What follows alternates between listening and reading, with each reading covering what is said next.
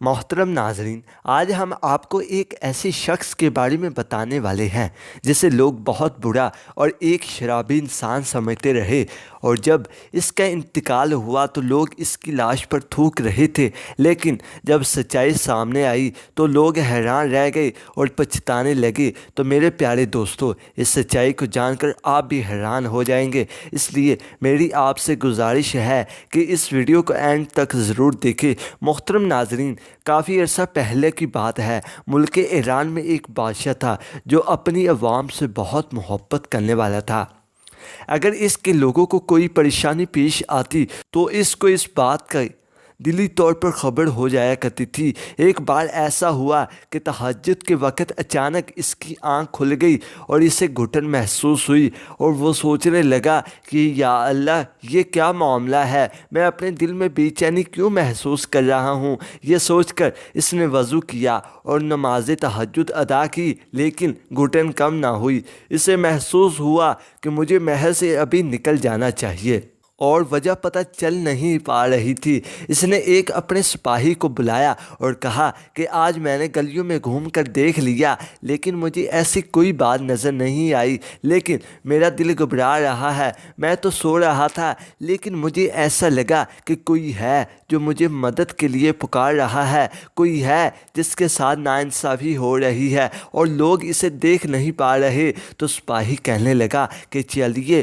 پھر سے چلتے ہیں۔ تو سلطان کہنے لگا کہ ابھی نہیں، فجر کی اذان ہو جائے پھر چلیں گے۔ سپاہی نے کہا ٹھیک ہے، جیسے آپ کی مرضی۔ فجر کی اذان ہوئی اور انہوں نے نماز ادا کی اور پھر بیس بدل کر ایران کی گلیوں میں نکل کھڑے ہوئے، لیکن سمجھ نہیں پا رہے تھے کہ دل اتنا کیوں گھبرا رہا ہے۔ لیکن جب شہر کے دوسرے کنارے پر پہنچے تو دیکھا کہ ایک درخت کے نیچے ایک آدمی گرا پڑا ہے، اور بادشاہ قریب گیا اور سپاہی سے کہا دیکھو یہ بے ہوش ہے یا مر چکا ہے۔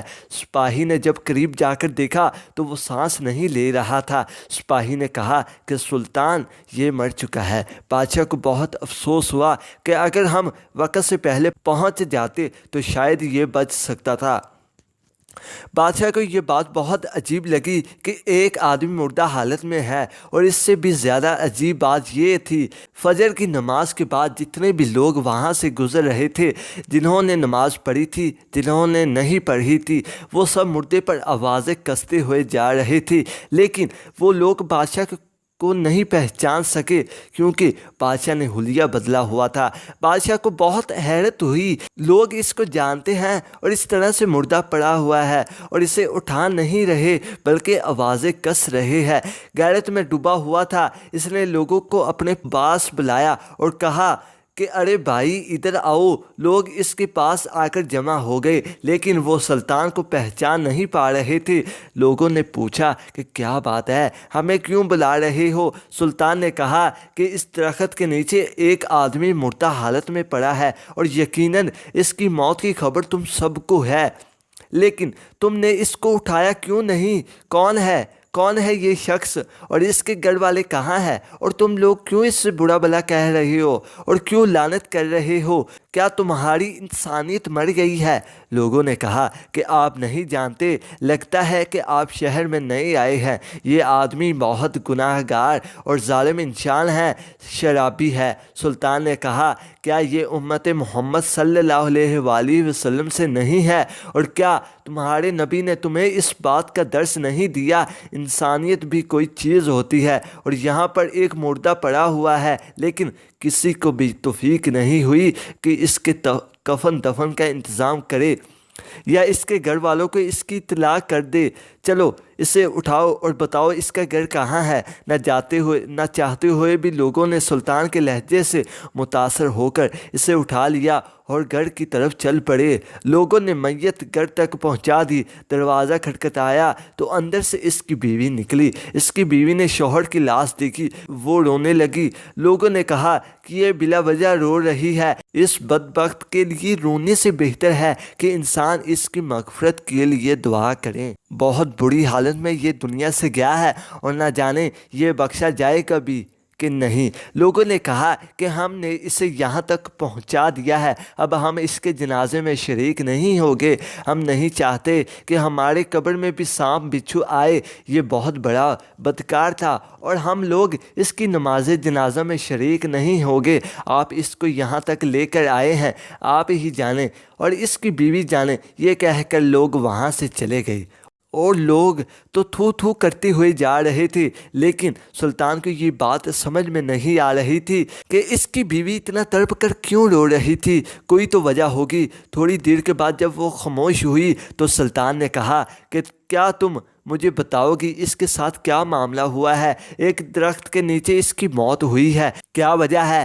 کیا تم مجھے بتا سکتی ہو؟ وہ عورت کہنے لگی، میں گواہی دیتی ہوں کہ بے شک یہ نیک لوگوں میں سے ہے۔ یہ سن کر سلطان کو اور زیادہ حیرت ہوئی۔ سلطان نے کہا، ابھی لوگ جو باتیں کر رہے تھے اور میں نے ان لوگوں کی باتیں سنی ہے، وہ اسے برا بھلا کہہ رہے تھے، یا شرابی تھا، زانی تھا اور ہر رات کسی عورت کے پاس آنکھیں بدکاری کرتا تھا، اور پھر یہ شراب بھی پیتا تھا اور شراب بیچتا بھی تھا اور اس کا کاروبار بھی حرام کا تھا، اور تم پہلے ہی ہو کسی نیک لوگوں میں سے ہے۔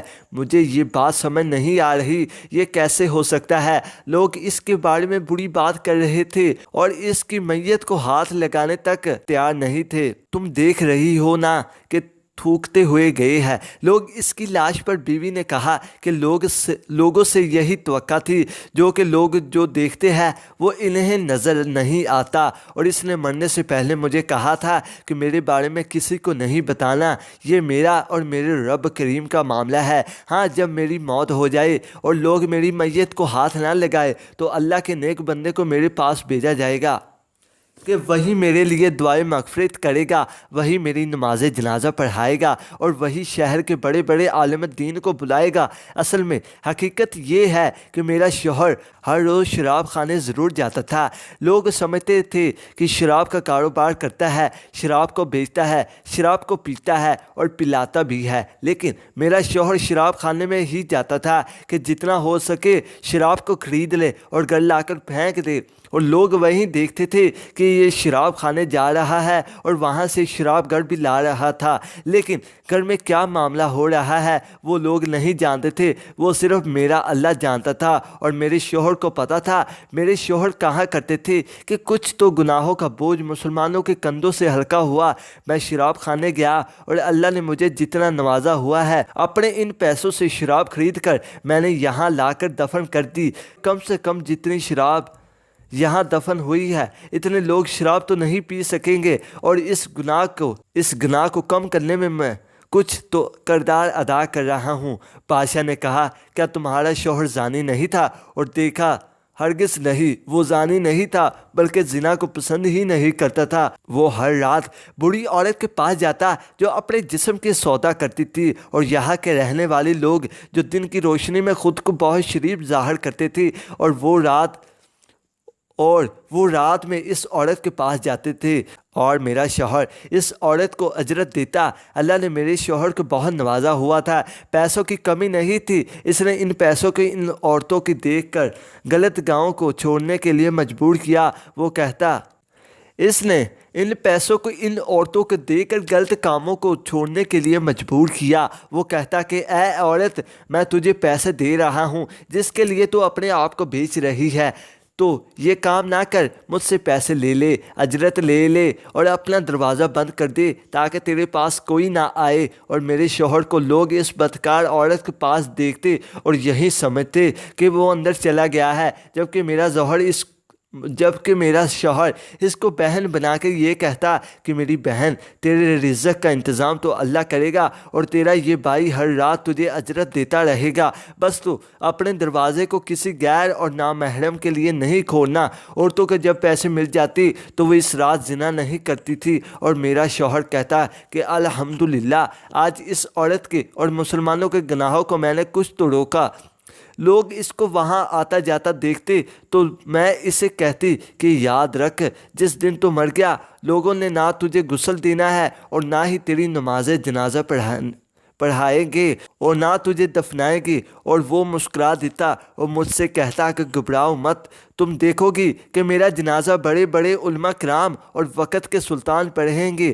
یہ سن کر سلطان کے دل پر ہیبت طاری ہوئی کہ زندگی بھر لوگ جس کو بولتے رہے کہ یہ بوڑھا ہے، اللہ تعالیٰ نے اس کی موت کو کتنا عمدہ کیا ہے۔ خصوصی طور پر شہر کے سب سے معظم لوگوں کو اس کے جنازے میں شرکت کے لیے بھیجا جائے گا۔ سب سے بڑی بات کہ سلطان کے دل میں یہ بات ڈالی گئی کہ وہ تہجد کے بعد جب اللہ تعالیٰ اپنے بندے کے بہت قریب ہوتا ہے تو وہی لوگ جو اس پر تھوکتے ہوئے جا رہے تھے پلٹ کر آئے اور نماز جنازہ ہوا، اور ظاہری طور پر اپنی آنکھوں سے دیکھنے والے نادم تھے اور کہنے لگے کہ ہم اس کو برا بھلا کہتے رہے اور اس کے جنازے کو تو دیکھو، وقت کا بادشاہ، وقت کے ولی علماء کرام نہ جانے کتنے لوگ پڑھا رہے ہیں اور پڑھ بھی رہے ہیں۔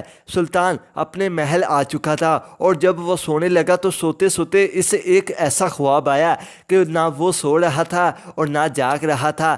کسی حالت میں اس نے ایک ایسا خواب دیکھا، ایک خوبصورت سا باغ ہے، وہاں بڑے بڑے محل بنے ہوئے ہیں اور وہی نیک آدمی اور وہی نیک بندہ خوبصورت سے لباس کو پہنے ہوئے سلطان کے پاس آ کر شکریہ ادا کرنے لگا کہ سلطان، اگر آپ نیک نہ ہوتے تو اللہ تعالیٰ میرے بارے میں آپ کو کبھی نہ بتاتا، آپ ہی کے سبب سے اللہ تعالیٰ نے مجھے لوگوں کے سامنے ظاہر کر دیا۔ سلطان آپ کا شکریہ، یہ کہہ کر وہ اللہ کا نیک بندہ وہاں سے غائب ہو گیا۔ سبحان اللہ۔ تو میرے پیارے دوستو، ہم امید کرتے ہیں کہ آج کی یہ ویڈیو آپ کو ضرور پسند آئی ہوگی۔ اللہ تعالیٰ سے دعا ہے کہ اللہ تعالیٰ ہمیں حرام کاموں سے اپنی پناہ میں رکھے اور اپنے نیک بندوں میں ہمیشہ شامل کرے۔ آمین ثم آمین۔